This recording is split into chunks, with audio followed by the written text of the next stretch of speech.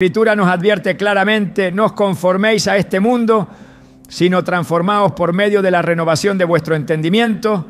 Romanos 12:2. Este llamado a la transformación revela que no todo lo que parece inofensivo ante nuestros ojos es aceptable delante de Dios. Muchos creyentes, sin darse cuenta, practican costumbres que abren puertas al enemigo, afectando su vida espiritual de maneras profundas y dolorosas. Hoy exploraremos cómo algunos hábitos aparentemente comunes pueden ser en realidad instrumentos que Satanás utiliza para alejarnos de la presencia divina. Te mostraremos cómo identificarlos, entender sus consecuencias y romper con ellos para vivir en libertad. ¿Estás listo para descubrir si, sin saberlo, has permitido que hábitos oscuros entren en tu vida? Desde tiempos antiguos, el enemigo ha sabido que no siempre necesita presentarse de manera abierta y escandalosa para lograr su propósito. A veces, el arma más efectiva que utiliza contra los hijos de Dios es precisamente la sutilidad. La Escritura lo revela en 2 Corintios 11:3, donde el apóstol Pablo advierte: pero temo que así como la serpiente engañó a Eva con su astucia, vuestros sentidos sean de alguna manera desviados de la sincera fidelidad a Cristo. Esta desviación no suele comenzar con un gran acto de rebelión. Muchas veces inicia con pequeños hábitos aparentemente inofensivos, actitudes mínimas que con el tiempo erosionan la sensibilidad espiritual y abren puertas al poder destructivo del pecado. Es en este terreno gris donde muchos cristianos caen sin siquiera notarlo, practicando hábitos que, aunque comunes en el mundo, son verdaderas estrategias satánicas, disfrazadas de normalidad. La normalización del pecado oculto es uno de los métodos más insidiosos que el enemigo ha perfeccionado. Lo que antes escandalizaba, ahora entretiene. Lo que antes alarmaba, ahora es celebrado. Y así, paso a paso, la conciencia espiritual se adormece. Jesús lo explicó claramente cuando dijo: la lámpara del cuerpo es el ojo. Así que, si tu ojo es bueno, todo tu cuerpo estará lleno de luz. Pero si tu ojo es maligno, todo tu cuerpo estará en tinieblas. Mateo 6, 22 a 23. Cuando permitimos que la corrupción entre a través de lo que miramos, de lo que escuchamos, de lo que toleramos, dejamos que esas pequeñas tinieblas se acomoden en áreas donde antes habitaba la luz. Piénsalo. ¿Cuántas veces hemos justificado actitudes o comportamientos diciendo frases como no es para tanto, todos lo hacen o Dios conoce mi corazón? Sin darnos cuenta, esas racionalizaciones nos alejan de la pureza que Dios demanda. El apóstol Santiago lo expresa con fuerza en su carta. Así que el que sabe hacer lo bueno y no lo hace, le es pecado. Santiago 4:17. Aquí no habla de grandes escándalos, habla de omisiones, de pequeños silencios, de consentimientos sutiles que al acumularse deforman la vida espiritual. La historia de Saúl, el primer rey de Israel, es una advertencia viva de cómo la normalización de pequeños actos de desobediencia puede destruir un llamado divino. Saúl no comenzó su reinado en rebelión abierta contra Dios. Al contrario, fue elegido por el Señor mismo, ungido para guiar a su pueblo. Sin embargo, en 1 Samuel 15 encontramos uno de los episodios más reveladores. Dios ordenó a Saúl destruir por completo a Amalek y todo lo que le pertenecía, como acto de juicio divino. Pero Saúl, bajo el pretexto de reservar lo mejor de los animales para ofrecer sacrificios a Dios, decidió desobedecer. A sus ojos, su acto tenía lógica espiritual. A los ojos de Dios, era rebeldía. El profeta Samuel lo confrontó con palabras que retumban hasta hoy. ¿Se complace Jehová tanto en los holocaustos y víctimas como en que se obedezca a las palabras de Jehová? Ciertamente el obedecer es mejor que los sacrificios y el prestar atención que la grosura de los carneros. 1 Samuel 15:22. Esta historia nos muestra algo crucial. Justificar pequeñas desobediencias con argumentos espirituales no engaña a Dios. Él ve el corazón. Cada vez que consentimos en mantener hábitos que sabemos que no agradan a Dios, aunque sean pequeños o socialmente aceptados, nos estamos colocando en el mismo peligro en que cayó Saúl, el peligro de ser desechados. Hoy en día, uno de los campos donde más se evidencia esta normalización del pecado es en el entretenimiento. Lo que vemos, lo que escuchamos, lo que permitimos que alimente nuestra mente, moldea nuestra alma. La Biblia nos advierte: no os conforméis a este siglo, sino transformaos por medio de la renovación de vuestro entendimiento. Romanos 12:2. Sin embargo, ¿cuántos cristianos permiten series, películas, música y contenidos que celebran abiertamente lo que Dios condena? Fornicación, adulterio, violencia desmedida, lenguaje obsceno, idolatría. Y todo esto es consumido bajo el amparo de la frase "es solo entretenimiento". Pero cada escena, cada palabra, cada imagen siembra semillas, y de esas semillas brotarán frutos, tarde o temprano. El enemigo no tiene prisa. Él sabe que una semilla de permisividad hoy puede convertirse en un árbol de pecado mañana. Así como la levadura, que aunque pequeña, leuda toda la masa. Así también un hábito aparentemente inocente puede contaminar toda la vida espiritual. Jesús lo advirtió en Mateo 13:33 a través de la parábola de la levadura. Y Pablo lo refuerza en Gálatas 5:9. Nada pequeño permanece pequeño si se tolera lo suficiente. Un ejemplo conmovedor de esto lo vemos en la vida de muchos jóvenes cristianos que, en su afán de ser relevantes o contemporáneos, han abrazado modos de vida, lenguajes y costumbres que contradicen la santidad que Dios exige. No porque hayan decidido rebelarse contra Dios y hasta, sino porque gradualmente se convencieron de que no era tan grave. La tibieza espiritual no surge de un día para otro. Apocalipsis 3:16 lanza una advertencia estremecedora. Pero por cuanto eres tibio y no frío ni caliente, te vomitaré de mi boca. La tibieza, esa peligrosa indiferencia hacia el pecado, comienza en los pequeños compromisos que dejamos pasar sin confrontarlos a la luz de la palabra. No se trata de vivir en una paranoia legalista, sino de cultivar un espíritu sensible al susurro del Espíritu Santo. En 1 Tesalonicenses 5:19, Pablo nos exhorta: no apaguéis al Espíritu.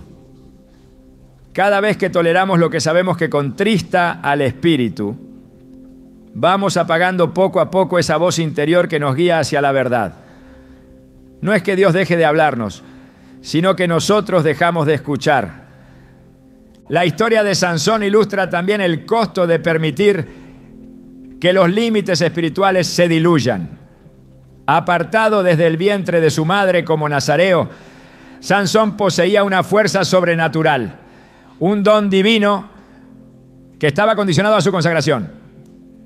Pero él jugó continuamente con el pecado, permitiendo pequeñas concesiones, hasta que finalmente reveló el secreto de su fuerza a Dalila. Jueces 16:20 describen el momento en que Sansón perdió su poder. Y ella dijo: Sansón, los filisteos sobre ti. Y luego que despertó de su sueño se dijo: esta vez saldré como las otras y me escaparé. Pero él no sabía que Jehová ya se había apartado de él. Qué frase tan aterradora. Él no sabía que Jehová ya se había apartado de él. Así es el efecto de la normalización del pecado. Nos adormece hasta el punto de no darnos cuenta de que la presencia de Dios se ha alejado. Hoy Dios nos llama a examinar las áreas ocultas de nuestra vida. Salmo 139, 23 a 24 debe ser nuestra oración constante. Examíname, oh Dios, y conoce mi corazón. Pruébame y conoce mis pensamientos. Y ve si hay en mí camino de perversidad. Y guíame en el camino eterno. No podemos conformarnos con una vida cristiana superficial. No podemos permitirnos justificar la mediocridad espiritual. Hay poder en la santidad. Hay libertad en la obediencia radical. Cuando decidimos romper con los hábitos que el mundo celebra, pero que Dios condena, experimentamos una vida de mayor plenitud espiritual. No se trata de seguir un conjunto de reglas vacías, sino de vivir en comunión íntima con el Dios que nos ama, que nos llama a ser santos, porque Él es santo. 1 Pedro 1:16. Cada decisión diaria importa, cada elección de lo que vemos, de lo que escuchamos, de lo que permitimos en nuestra mente y nuestro corazón, nos acerca o nos aleja de la presencia de Dios. Filipenses 4:8 nos ofrece un filtro perfecto. Por lo demás, hermanos, todo lo que es verdadero, todo lo honesto, todo lo justo, todo lo puro, todo lo amable, todo lo que es de buen nombre, si hay virtud alguna, si algo digno de alabanza, en esto pensad. Si algo no pasa este filtro, no debería tener lugar en nuestra vida. Recordemos también la advertencia de Hebreos 12:14. Seguid la paz con todos y la santidad, sin la cual nadie verá al Señor. La santidad no es opcional, no es un accesorio espiritual para cristianos más serios. Es el requisito para ver a Dios, para disfrutar de su presencia aquí y en la eternidad. La normalización del pecado oculto no es un tema menor, es una estrategia de guerra espiritual cuyo objetivo es enfriar nuestro amor por Dios, apagar nuestro fuego interior y finalmente apartarnos del camino de vida. No debemos subestimarla, no debemos tolerarla. Debemos confrontarla con valentía, con discernimiento, con un corazón quebrantado ante Dios. Hoy es tiempo de pedir al Espíritu Santo que revele aquellas áreas donde hemos tolerado lo que Él aborrece. Es tiempo de limpiar el templo, como lo hizo Jesús cuando encontró a los mercaderes en el templo de Jerusalén. Juan 2:15 a 16 describe cómo con un látigo de cuerdas Jesús expulsó a los vendedores y cambistas diciendo: quitad de aquí esto y no hagáis de la casa de mi padre casa de mercado. De la misma manera debemos expulsar de nuestra vida todo hábito, toda actitud, toda influencia que deshonre el templo que somos. El enemigo no teme a los cristianos tibios, no teme a los que racionalizan el pecado. Teme a los que viven en santidad, a los que permanecen sensibles a la voz de Dios, a los que no negocian su fe. Y hoy Dios nos llama a ser de esos cristianos. No perfectos, pero sí entregados. No infalibles, pero sí decididos a no tolerar nada que apague el fuego del Espíritu en nosotros. Este primer paso, esta confrontación con la normalización del pecado oculto, es solo el principio de un camino de restauración, de santidad y de propósito renovado. No ignores esta llamada, no postergues el examen. Hoy es el día de abrir el corazón a la obra purificadora del Espíritu Santo. Hoy es el día de volver a la pureza que nos conecta de nuevo con la fuente misma de la vida, nuestro Dios eterno. Uno de los mayores peligros que enfrenta el cristiano en su caminar espiritual no es necesariamente la tentación abierta, sino la indiferencia disimulada bajo la apariencia de madurez. Este engaño sutil ha atrapado a muchos, llevándolos a una vida espiritualmente vacía, mientras creen que avanzan hacia una supuesta estabilidad. La palabra de Dios advierte en Apocalipsis 3:17, porque tú dices, yo soy rico y me he enriquecido y de ninguna cosa tengo necesidad, y no sabes que tú eres un desventurado, miserable, pobre, ciego y desnudo. Estas palabras dirigidas a la iglesia de la Odisea resuenan con fuerza en este tiempo, donde la autosuficiencia espiritual se confunde con crecimiento y donde la tibieza se disfraza de equilibrio. Cuando un creyente se acostumbra a la falta de fervor espiritual, cuando deja de sentir el peso de su necesidad constante de Dios, ha entrado en una de las trampas más peligrosas del enemigo. No hay que olvidar que el enemigo no solo busca que pequemos abiertamente, también trabaja para que nos acomodemos, para que dejemos de luchar por una vida llena del Espíritu. El apóstol Pablo, consciente de esta amenaza, exhorta en primera a los Tesalonicenses 5:6. Por tanto, no durmamos como los demás, sino velemos y seamos sobrios. Dormir espiritualmente es vivir sin sensibilidad hacia lo que el Espíritu Santo está tratando de decir. Es no reaccionar ante la corrección divina, es no sentir la urgencia de la comunión diaria con Dios. Esta indiferencia espiritual se presenta de manera engañosa bajo conceptos que incluso suenan piadosos. Se habla de equilibrio, de madurez emocional, de no ser extremistas. Sin embargo, Jesús dijo claramente en Mateo 22:37, amarás al Señor tu Dios con todo tu corazón y con toda tu alma y con toda tu mente. No con una parte, no con una medida moderada, sino con todo. El llamado al amor a Dios es radical, total, abarcador. Cualquier forma de relación con Dios que sea tibia, que sea reservada, que sea diplomática, no es bíblica.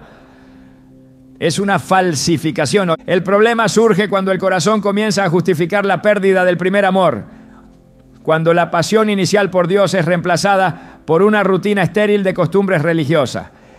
La iglesia de Éfeso fue advertida por este mismo problema. En Apocalipsis 2:4-5 Jesús les dice, pero tengo contra ti que has dejado tu primer amor. Recuerda, por tanto, de dónde has caído y arrepiéntete y haz las primeras obras. El abandono del primer amor no siempre es dramático.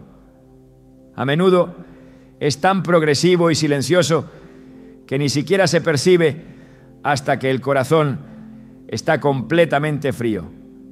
El creyente indiferente puede seguir asistiendo a la iglesia, participando en actividades religiosas y aún así estar espiritualmente muerto.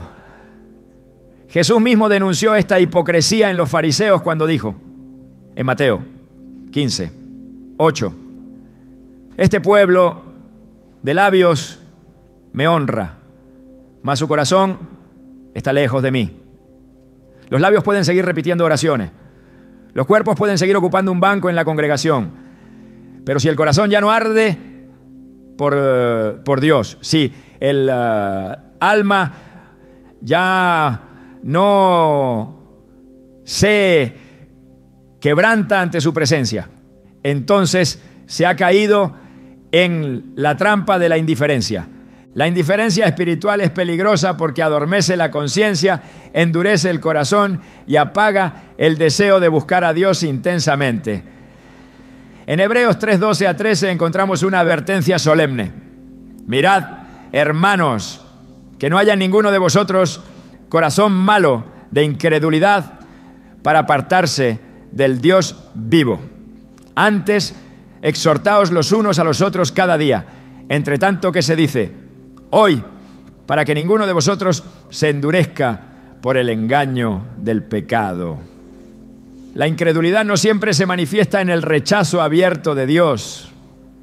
A veces se expresa en la falta de urgencia espiritual, en la apatía hacia su palabra, en la comodidad con una vida superficial, El Espíritu Santo llama constantemente al arrepentimiento, a la búsqueda ferviente, al celo santo. Pero cuando la indiferencia toma control, la voz del Espíritu se hace cada vez más lejana. Pablo advierte en Efesios 4:30: y no contristéis al Espíritu Santo de Dios, con el cual fuisteis sellados para el día de la redención. Contristar al Espíritu no necesariamente implica un pecado escandaloso. Puede ser simplemente ignorar sus llamados a un mayor compromiso, desatender su invitación a tiempos de oración, despreciar la urgencia de su mover. La indiferencia espiritual también debilita la fe. La fe no es una emoción, pero sí requiere un corazón vivo, sensible, expectante.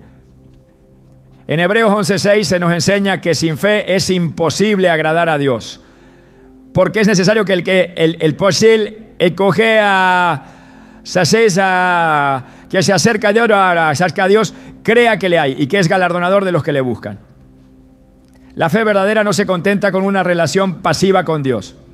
La fe busca, la fe clama, la fe anhela más de su presencia. Cuando el creyente se acomoda, pierde el hambre por Dios.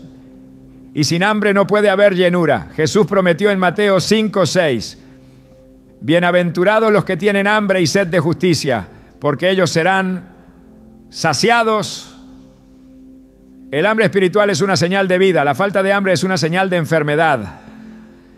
Un corazón saludable siempre clama por más de Dios. Nunca se da por satisfecho con un cristianismo de apariencia.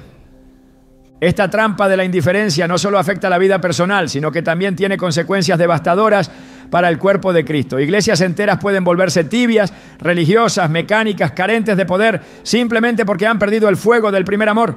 En 2 Timoteo 3:5, Pablo describe este estado: teniendo apariencia de piedad, pero negando la eficacia de ella. A esto se evita. La apariencia de piedad sin el poder transformador del Espíritu es el resultado inevitable de corazones que han dejado de arder por Dios.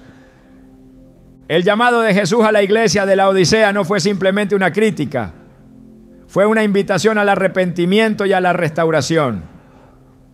Apocalipsis 3:20 revela el corazón de Dios. He aquí, yo estoy a la puerta y llamo. Si alguno oye mi voz y abre la puerta, entraré a él y cenaré con él y él conmigo. Incluso en medio de la tibieza, Dios sigue llamando. Incluso en la indiferencia, su gracia ofrece un camino de regreso. Romper con la indiferencia espiritual requiere una decisión consciente de volver a las disciplinas de la fe: oración ferviente, meditación profunda en la palabra, adoración sincera, comunión auténtica con otros creyentes. No es un regreso a la religión vacía, sino a una relación viva y transformadora con el Dios que anhela ser el centro de nuestras vidas. El apóstol Pedro exhorta en 2 Pedro 1:10: por lo cual, hermanos, tanto más procurad hacer firme vuestra vocación y elección, porque haciendo estas cosas no caeréis jamás. Hacer firme la vocación espiritual implica cultivar un corazón ferviente, vigilante, hambriento de la presencia de Dios. No se puede combatir la indiferencia espiritual sin reconocer primero su gravedad. No es un asunto trivial, no es una fase inofensiva. Es una enfermedad del alma que, si no se enfrenta con urgencia, puede llevar a la muerte espiritual. Jesús no minimizó la tibieza, la repudió. Y su repudio no fue un acto de rechazo sin esperanza, sino un llamado vehemente a despertar. La Escritura ofrece la medicina para el alma indiferente, el arrepentimiento genuino y la búsqueda renovada de Dios. Isaías 55:6-7 clama: buscad a Jehová mientras puede ser hallado, llamadle en tanto que está cercano. Deje el impío su camino y el hombre inicuo sus pensamientos, y vuélvase a Jehová, el cual tendrá de él misericordia, y al Dios nuestro, el cual será amplio en perdonar. Mientras hay vida, hay esperanza. Mientras hay aliento, hay oportunidad para volver al Señor con todo el corazón. El tiempo de despertar es ahora. El tiempo de romper con toda indiferencia es hoy. El Espíritu Santo sigue hablando, sigue llamando, sigue despertando corazones dispuestos a responder. Hebreos 3:15 declara: si oyereis hoy su voz, no endurezcáis vuestros corazones. La voz de Dios sigue sonando en medio del ruido de este mundo, buscando a aquellos que estén dispuestos a renunciar a la comodidad para abrazar el fuego de su amor. La vida cristiana nunca fue diseñada para ser una existencia templada y sin pasión. Fue diseñada para ser una llama ardiente, una carrera vigorosa, una entrega radical. Como dice 1 Corintios 9:24, ¿no sabéis que los que corren en el estadio, todos a la verdad corren, pero uno solo se lleva el premio? Corred de tal manera que lo obtengáis. Correr de esta manera exige un corazón despierto, una fe activa, un amor ferviente. La indiferencia espiritual es una traición silenciosa al llamado santo que hemos recibido. Pero el amor de Dios es más poderoso que nuestra frialdad. Su gracia puede avivar el fuego apagado, puede restaurar el gozo perdido, puede renovar la pasión abandonada. Hoy es el día para responder. Hoy es el día para abrir el corazón, para clamar por una nueva llenura, para rechazar toda apariencia de madurez vacía y abrazar una vida vibrante en el Espíritu. El mismo Dios que llamó a la iglesia de la Odisea sigue llamando a su pueblo a volver al primer amor, a despertar del letargo, a vivir para su gloria. No hay mayor tragedia que vivir una vida cristiana sin Cristo en el centro. No hay mayor engaño que confundir actividad religiosa con vida espiritual. Y no hay mayor victoria que al escuchar su voz, correr de nuevo hacia sus brazos, recibir su abrazo y vivir cada día encendidos por su amor eterno. Uno de los engaños más devastadores que ha logrado infiltrarse en el corazón de muchos creyentes es la falsa interpretación de la libertad cristiana. La verdadera libertad en Cristo, lejos de ser una licencia para pecar, es una invitación a vivir bajo el señorío de Jesús, con una obediencia amorosa y plena. Sin embargo, el enemigo, en su astucia, ha logrado tergiversar este precioso regalo, transformándolo en un argumento para justificar conductas que contradicen abiertamente la palabra de Dios. En el 1 Pedro 2:16 se nos advierte: como libres, pero no como los que tienen la libertad como pretexto para hacer lo malo, sino como siervos de Dios. Aquí se expone claramente el peligro de utilizar la libertad como una excusa para vivir fuera de la voluntad divina. Cuando el corazón humano busca justificarse, encuentra maneras de torcer incluso las verdades más puras. El apóstol Pablo abordó esta realidad con una firmeza que no deja espacio para la confusión. En Gálatas 5:13 escribió: porque vosotros, hermanos, a libertad fuisteis llamados, solamente que no uséis la libertad como ocasión para la carne, sino servíos por amor los unos a los otros. La libertad que Cristo ofrece no es un permiso para satisfacer los deseos carnales. Es un llamado a servir en amor, a caminar en el Espíritu, a reflejar el carácter santo de Dios. La rebelión encubierta comienza cuando los límites establecidos por Dios son cuestionados bajo el pretexto de la gracia. Se empieza a tolerar lo que antes se condenaba, a abrazar prácticas que antes se rechazaban, todo en nombre de una supuesta madurez espiritual que no es otra cosa que una distorsión de la verdad. El apóstol Pablo, previendo esta desviación, preguntó retóricamente en Romanos 6:1-2: ¿qué pues diremos? ¿Perseveraremos en el pecado para que la gracia abunde? En ninguna manera. Porque los que hemos muerto al pecado, ¿cómo viviremos aún en él? Aquí Pablo derrumba cualquier argumento que pretenda utilizar la gracia como licencia para vivir en desobediencia. La gracia de Dios es poderosa para perdonar, para restaurar, para transformar, pero nunca para encubrir la rebelión. El verdadero encuentro con la gracia produce en el creyente un deseo ardiente de santidad, no una relajación moral. En Tito 2:11-12 se afirma: porque la gracia de Dios se ha manifestado para salvación a todos los hombres, enseñándonos que, renunciando a la impiedad y a los deseos mundanos, vivamos en este siglo sobria, justa y piadosamente.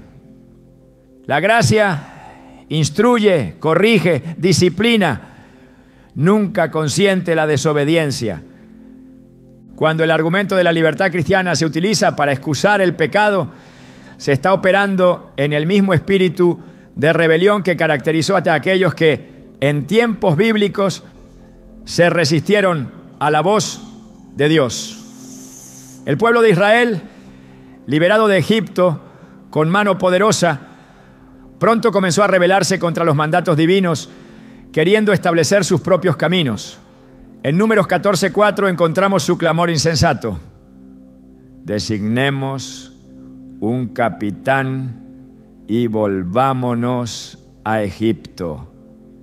En lugar de seguir a Dios hacia la tierra prometida, deseaban regresar a la esclavitud conocida, preferían la comodidad de lo viejo antes que la obediencia que los llevaría a lo nuevo.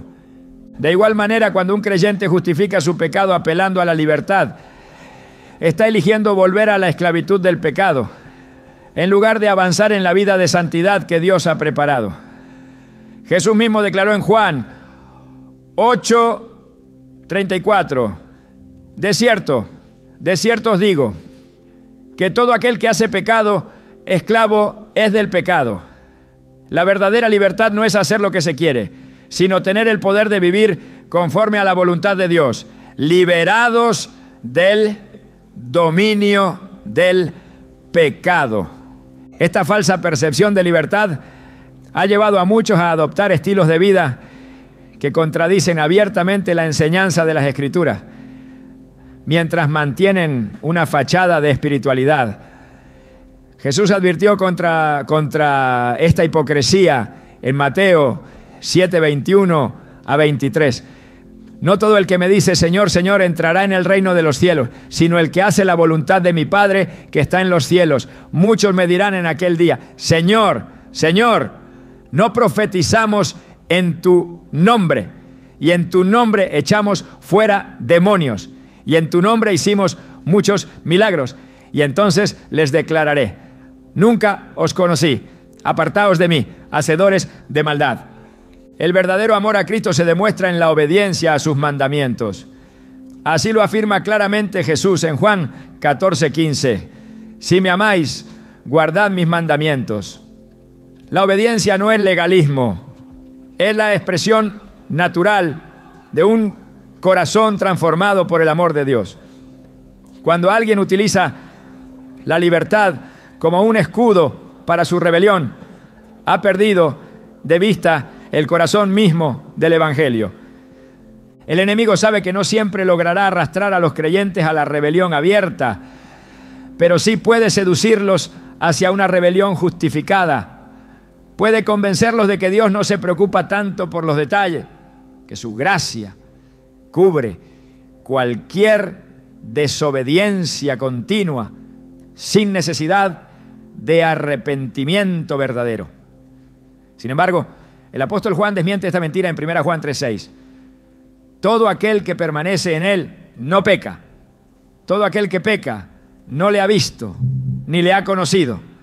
La permanencia en Cristo se manifiesta en un alejamiento constante del pecado, no en su racionalización. La palabra de Dios no cambia para adaptarse a las corrientes culturales ni a los caprichos personales. El salmista declara en el Salmo 119:89: para siempre, oh Jehová, permanece tu palabra en los cielos.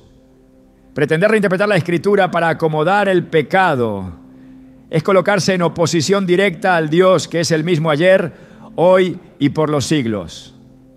Es necesario levantar una voz de alerta contra este espíritu de rebelión disfrazado de libertad. El apóstol Pablo instruyó a Timoteo a predicar la palabra a tiempo y fuera de tiempo. Redarguye, reprende, exhorta con toda paciencia y doctrina. Pues acá ya la tarde, varios no te osayamos a los 4 El amor verdadero no consiente la autodestrucción espiritual. El amor verdadero advierte, corrige, llama al arrepentimiento. La libertad en Cristo es gloriosa porque nos libera del pecado, no para que pequemos más. Romanos 6:22 declara: mas ahora que habéis sido libertados del pecado y hechos siervos de Dios, tenéis por vuestro fruto la santificación y como fin la vida eterna. La santificación es el fruto inevitable de una verdadera libertad en Cristo. Cuando la libertad se convierte en excusa para la desobediencia, se ha pervertido el mensaje del Evangelio.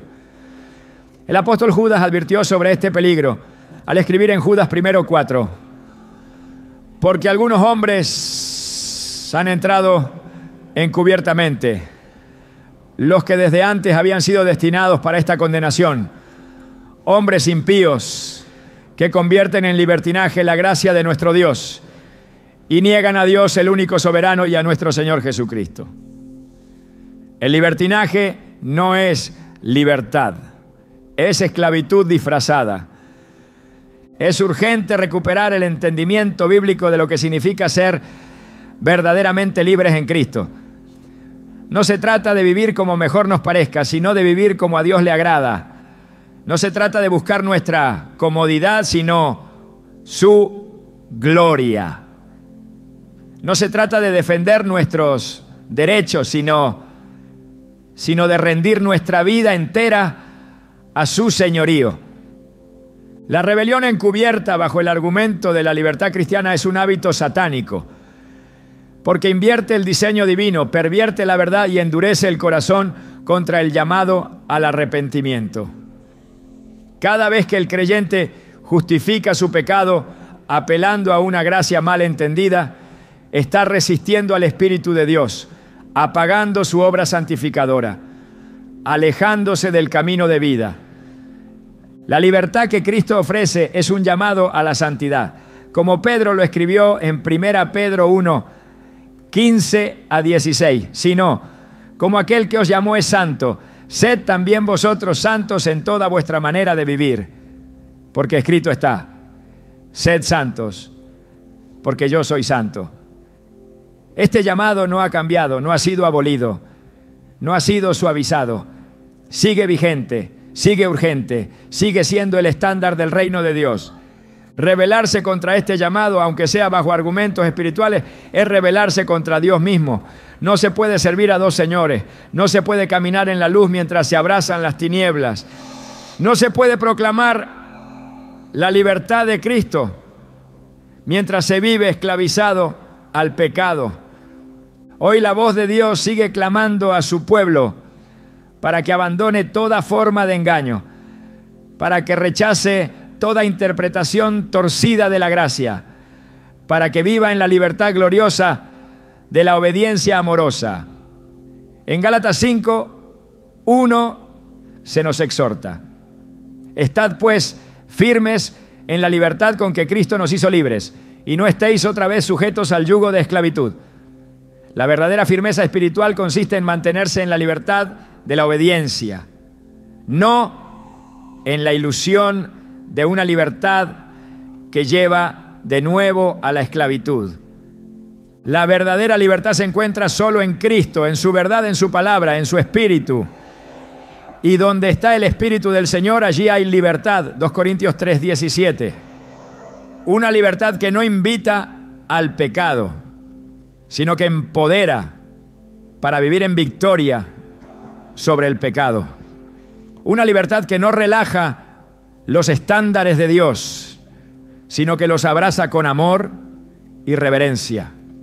La rebelión encubierta bajo el argumento de la libertad cristiana es uno de los mayores peligros de estos tiempos, y solo un retorno radical a la verdad de la palabra, solo una rendición total al señorío de Cristo, puede preservar al creyente de esta trampa mortal. Uno de los hábitos más peligrosos que ha logrado infiltrarse en el corazón de la iglesia es la crítica destructiva que se disfraza de discernimiento espiritual. No es difícil reconocer cuando el enemigo actúa con violencia abierta, pero su táctica más efectiva ha sido siempre disfrazarse de luz, tal como nos advierte 2 Corintios 11:14. Y no es maravilla, porque el mismo Satanás se disfraza como ángel de luz.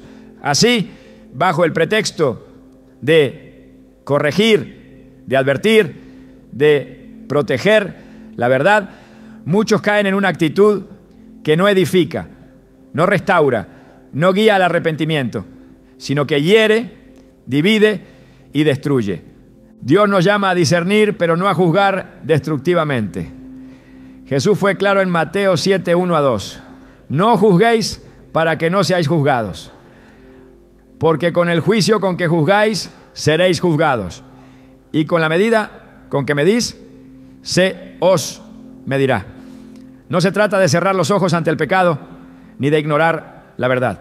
Se trata de la postura del corazón, de la intención que motiva nuestras palabras. El discernimiento verdadero nace de un corazón humilde, lleno de temor de Dios y de amor genuino por los hermanos, no de un deseo de señalar, exponer o engrandecer el ego propio. Cuando la crítica destructiva toma el lugar del verdadero discernimiento, la comunidad de fe sufre. En lugar de convertirse en un refugio de restauración, la iglesia se transforma en un campo de batalla de acusaciones. Santiago 4:11 lo describe con severidad. Hermanos, no murmuréis los unos de los otros. El que murmura del hermano y juzga a su hermano, murmura de la ley y juzga a la ley. Pero si juzgas a la ley, no eres hacedor de la ley, sino juez. La murmuración es una manifestación de rebelión contra el espíritu de unidad que Cristo vino a establecer entre su pueblo. El verdadero discernimiento siempre apunta a la restauración, nunca a la humillación, nunca a la condenación pública. El discernimiento que viene de Dios busca salvar, no destruir. Gálatas 6:1 instruye: hermanos, si alguno fuere sorprendido en alguna falta, vosotros que sois espirituales, restauradle con espíritu de mansedumbre, considerándote a ti mismo, no sea que tú también seas tentado. Aquí se revela la actitud correcta: mansedumbre, conciencia de la propia fragilidad, un anhelo sincero de ver al hermano restaurado y no hundido.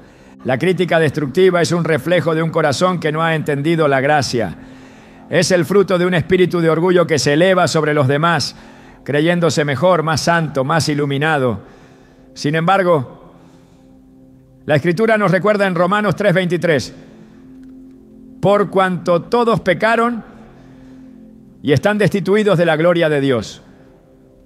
No hay lugar para la altivez entre los redimidos, porque todos hemos sido alcanzados por la misma misericordia.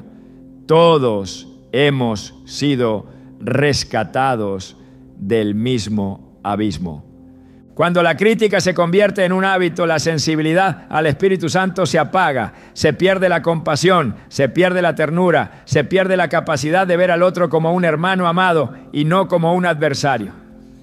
El enemigo, que es llamado el acusador de nuestros hermanos, en Apocalipsis 12:10, celebra cada vez que un hijo de Dios asume su rol de acusador en lugar de intercesor.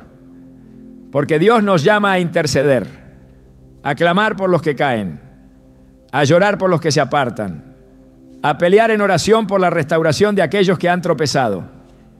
Jesús nos dio el ejemplo perfecto. Cuando la mujer sorprendida en adulterio fue llevada ante él, los acusadores exigían justicia. Querían ver la ley aplicada con todo su peso. Querían piedras, pero Jesús, con sabiduría divina, respondió en Juan 8:7: el que de vosotros esté sin pecado sea el primero en arrojar la piedra contra ella. Con esas palabras expuso la hipocresía de los corazones críticos. Ninguno era digno de condenarla, porque todos eran culpables. Y en su misericordia Jesús le dijo: ni yo te condeno, vete y no peques más. La verdad no fue negociada. pero fue administrada con gracia y con esperanza de redención. La crítica destructiva no solo daña a quien la recibe, también envenena a quien la practica. Un corazón lleno de juicio se endurece, se vuelve insensible a la voz del Espíritu, se aísla del fluir de la gracia. Proverbios 18:21 advierte: la muerte y la vida están en poder de la lengua, y el que la ama comerá de sus frutos. Las palabras que pronunciamos tienen poder, pueden edificar o pueden destruir, pueden traer vida o pueden traer muerte. Cuando el discernimiento se convierte en juicio, se rompe la unidad del cuerpo de Cristo. Jesús oró fervientemente por la unidad de su iglesia en Juan 17:21, para que todos sean uno. Como tú, oh Padre, en mí y yo en ti, que también ellos sean uno en nosotros, para que el mundo crea que tú me enviaste.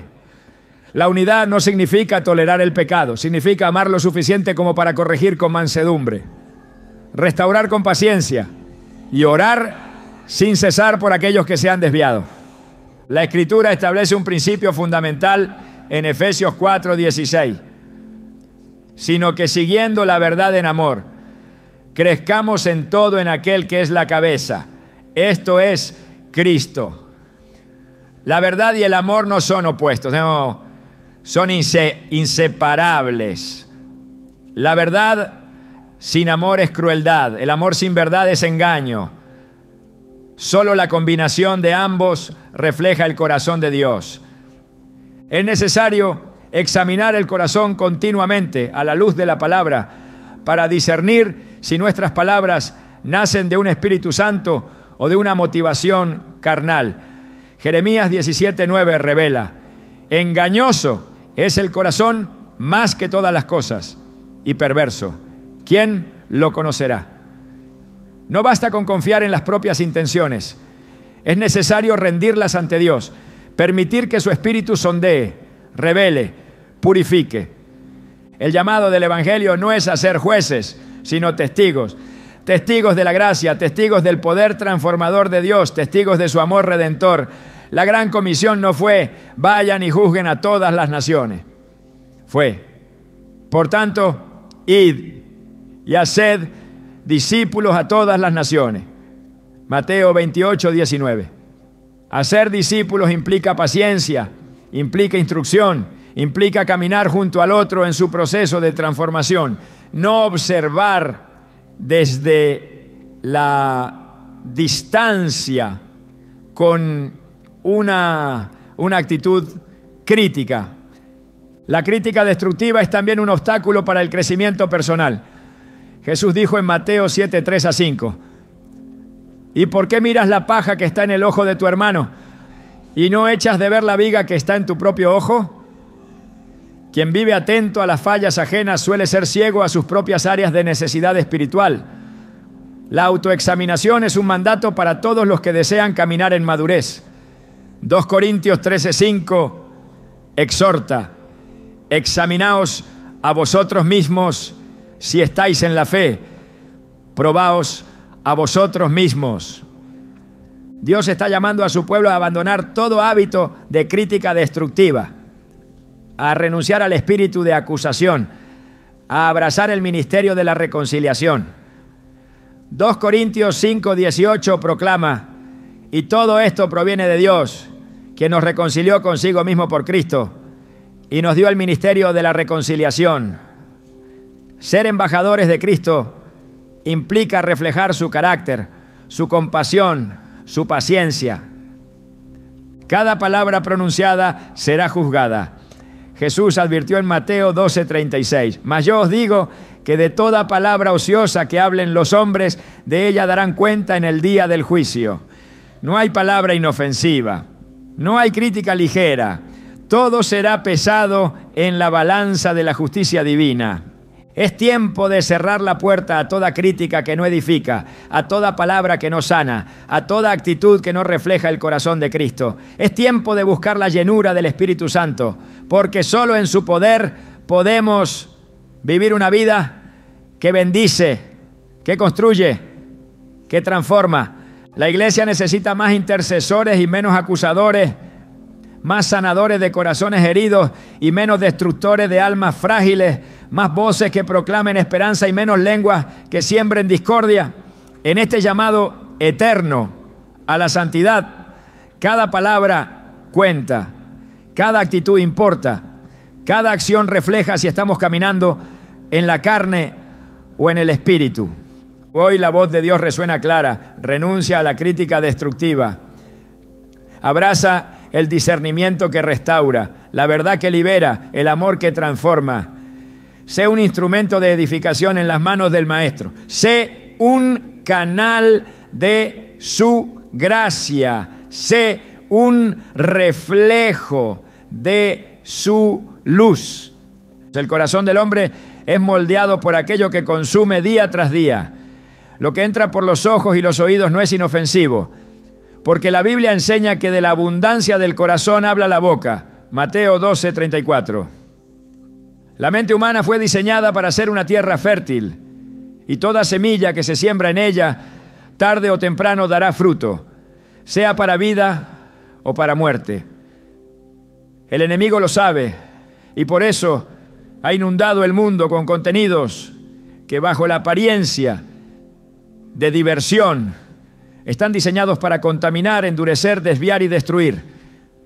Dios nos llama a la pureza, no solo en acciones exteriores, pues, sino en pensamientos, en deseos, en intenciones. Filipenses 4:8 establece un estándar claro. Por lo demás, hermanos, todo lo que es verdadero, todo lo honesto, todo lo justo, todo lo puro, todo lo amable, todo lo que es de buen nombre, si hay virtud alguna, si algo digno de alabanza, en esto pensad. No hay lugar para el entretenimiento corrompido en una mente que anhela ser santificada por Dios. No hay espacio para imágenes de violencia desenfrenada, de lujuria sin control, de perversión celebrada en un corazón que quiere reflejar la luz de Cristo. Sin embargo, en este tiempo muchos han bajado la guardia. Películas que glorifican la maldad, series que promueven la inmoralidad, música que exalta el pecado, son consumidas día tras día como si fueran inocuas, ¿no? Como si no afectaran el alma. Pero cada escena impura, cada letra cargada de oscuridad, cada imagen deshonesta, va erosionando poco a poco la sensibilidad espiritual. La palabra de Dios es enfática: no pondré delante de mis ojos cosa injusta. Salmo 101:3. Este compromiso no es opcional para quienes desean caminar en santidad, es una necesidad vital. El entretenimiento no es neutral. Cada mensaje que recibimos, cada historia que abrazamos, cada ritmo que interiorizamos, forma parte de una batalla por el alma. Efesios 6:12 nos recuerda: porque no tenemos lucha contra sangre y carne, sino contra principados, contra potestades, contra los gobernadores de las tinieblas de este siglo, contra huestes espirituales de maldad en las regiones celestes. Esta lucha invisible se libra también a través de las pantallas, de las melodías, de las narrativas que consumimos sin discernimiento. Cuando se tolera el entretenimiento contaminado, se abre la puerta a pensamientos impuros, a deseos desordenados, a actitudes contrarias al Espíritu Santo. Jesús fue claro al advertir en Mateo 6:22-23. La lámpara del cuerpo es el ojo, así que si tu ojo es bueno, todo tu cuerpo estará lleno de luz, pero si tu ojo es maligno, todo tu cuerpo estará en tiniebla. No se puede pretender caminar en la luz mientras se alimenta la mente de oscuridad. Algunos argumentan que se puede disfrutar del entretenimiento mundano sin ser afectado espiritualmente, pero la Escritura enseña lo contrario. Primera epístola a los Corintios 15:33 declara: no erréis, las malas conversaciones corrompen las buenas costumbres. Lo que vemos, lo que escuchamos, lo que dejamos entrar en nuestra alma, inevitablemente modela nuestro carácter. La corrupción no entra de golpe, se infiltra lentamente, adormeciendo la conciencia endureciendo el corazón, desviando la mente de la verdad. El enemigo ha convertido el entretenimiento en uno de sus campos de batalla más efectivos. Programas que ridiculizan la fe, películas que glorifican el pecado, música que celebra la rebeldía contra Dios. Se presentan de manera atractiva, envueltas en humor, emoción, estética, para seducir y atrapar. Pero Proverbios 14:12 advierte: hay camino que al hombre le parece derecho, pero su fin es camino de muerte. No todo lo que parece inocente lo es. No todo lo que provoca risa trae vida. Hay risas que conducen al abismo. La Biblia no solo advierte contra las acciones pecaminosas, sino también contra aquellos que encuentran placer en ellas. Romanos 1:32 declara: quienes habiendo entendido el juicio de Dios, que los que practican tales cosas son dignos de muerte, no solo las hacen, sino que también se complacen con los que las practican. Consumir entretenimiento que celebra el pecado es participar de ese pecado, aunque sea pasivamente. No hay neutralidad en el reino espiritual. La santidad requiere separación. 2 Corintios 6, 17 a 18 ordena: por lo cual salid de en medio de ellos y apartaos, dice el Señor, y no toquéis lo inmundo, y yo os recibiré y seré para vosotros por Padre, y vosotros me seréis hijos e hijas, dice el Señor Todopoderoso. Apartarse de lo inmundo no es una opción para el creyente, es una condición para vivir en comunión íntima con Dios. Cada elección diaria cuenta, cada decisión de qué ver, qué escuchar, qué permitir en el corazón, tiene consecuencias eternas. Al tolerar el entretenimiento contaminado, el creyente apaga la voz del Espíritu Santo. 1 Tesalonicenses 5:19 lo advierte de manera clara: no apaguéis al Espíritu. La sensibilidad espiritual se pierde cuando se prefiere la risa mundana a la voz suave de la conciencia. La unción se disipa cuando se intercambia la presencia de Dios por momentos de placer pasajero frente a una pantalla. Dios no llama a su pueblo a una vida de restricciones vacías, sino a una vida de gozo real, de libertad verdadera, de pureza que satisface el alma de manera que el mundo jamás podrá ofrecer. Salmos 16:11 proclama: me mostrarás la senda de la vida. En tu presencia hay plenitud de gozo, delicias a tu diestra para siempre. El gozo de la comunión con Dios supera infinitamente cualquier entretenimiento terrenal. Cada generación enfrenta su propia forma de contaminación. En los días de Noé, la tierra estaba llena de corrupción y violencia, y la reacción de Dios fue dolorosa pero firme. Génesis 6, 5 a 6 describen: y vio Jehová que la maldad de los hombres era mucha en la tierra, y que todo designio de los pensamientos del corazón de ellos era de continuo solamente el mal. Y se arrepintió Jehová de haber hecho hombre en la tierra, y le dolió en su corazón. La corrupción del corazón comienza con la corrupción de los pensamientos. Y los pensamientos son alimentados por lo que se consume día tras día. La vida cristiana auténtica requiere una vigilancia constante. Jesús exhortó en Mateo 26:41: velad y orad para que no entréis en tentación. El espíritu a la verdad está dispuesto, pero la carne es débil. Parte de velar es cuidar los ojos, los oídos, la mente, la imaginación. No todo lo popular es saludable. No todo lo culturalmente aceptado es espiritualmente seguro. El llamado es a ser radicales, a no conformarse a este mundo, sino a ser transformados por medio de la renovación del entendimiento, como instruye Romanos 12:2. La mente no se renueva alimentándola con los mismos patrones de pensamiento que gobiernan al mundo caído. Se renueva sumergiéndola en la palabra de Dios, en la oración, en la adoración, en todo lo que exalta su nombre. Hoy más que nunca, el pueblo de Dios necesita discernimiento para filtrar todo lo que consume. No basta con preguntarse si algo es entretenido o popular. La verdadera pregunta debe ser: ¿esto edifica mi alma? ¿Esto agrada al Espíritu Santo? ¿Esto me acerca más al carácter de Cristo o me aleja? En Hebreos 12:1 se nos exhorta: despojémonos de todo peso y del pecado que nos asedia y corramos con paciencia la carrera que tenemos por delante. El entretenimiento contaminado es uno de esos pesos que impiden correr con libertad. Puede que no sea un pecado flagrante, pero es un lastre, un obstáculo, una trampa. El tiempo es corto, la batalla es real y cada elección cuenta. No se puede correr ligero cargando imágenes impuras, ritmos profanos, narrativas corruptas en la mente. No se puede luchar eficazmente contra el pecado mientras se alimenta el alma con lo que lo glorifica.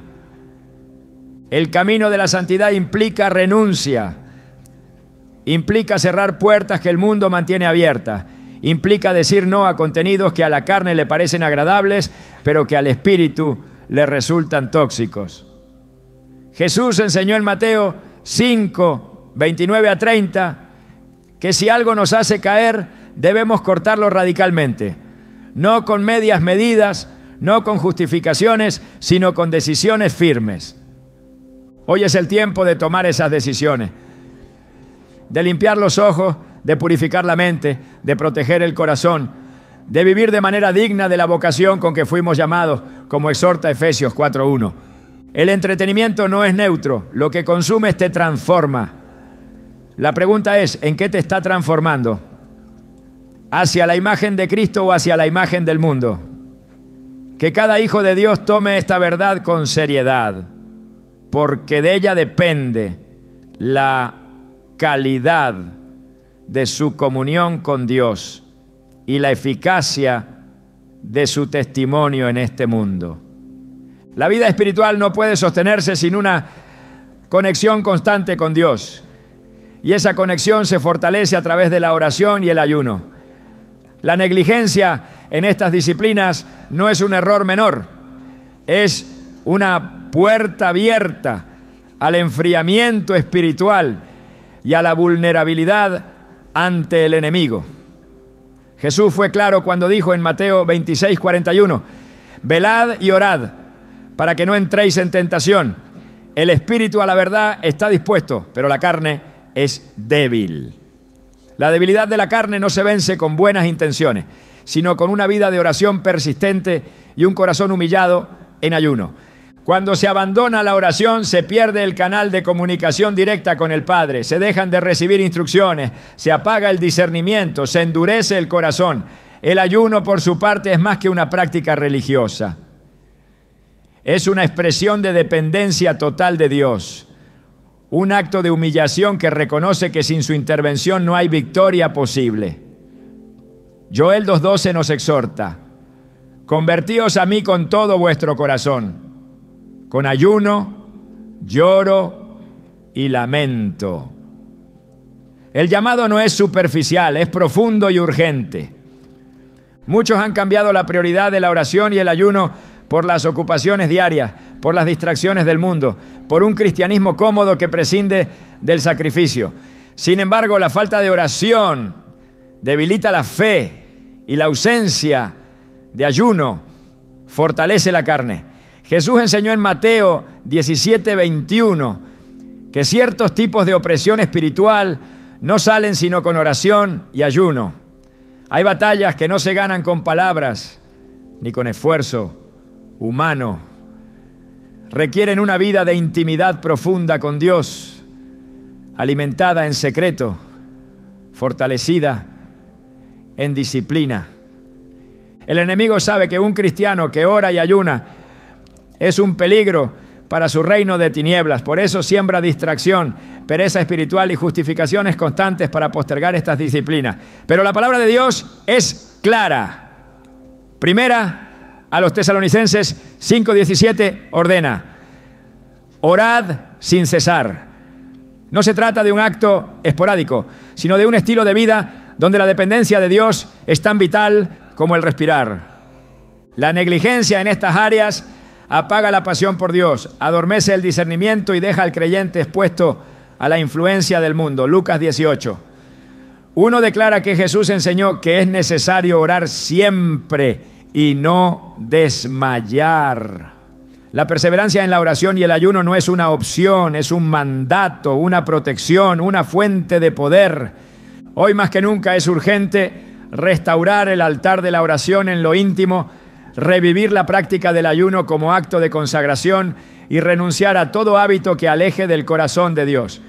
Solo así se podrá resistir en un mundo donde la presión espiritual es constante y donde la única garantía de victoria es vivir arraigados en la presencia de aquel que nunca pierde una batalla.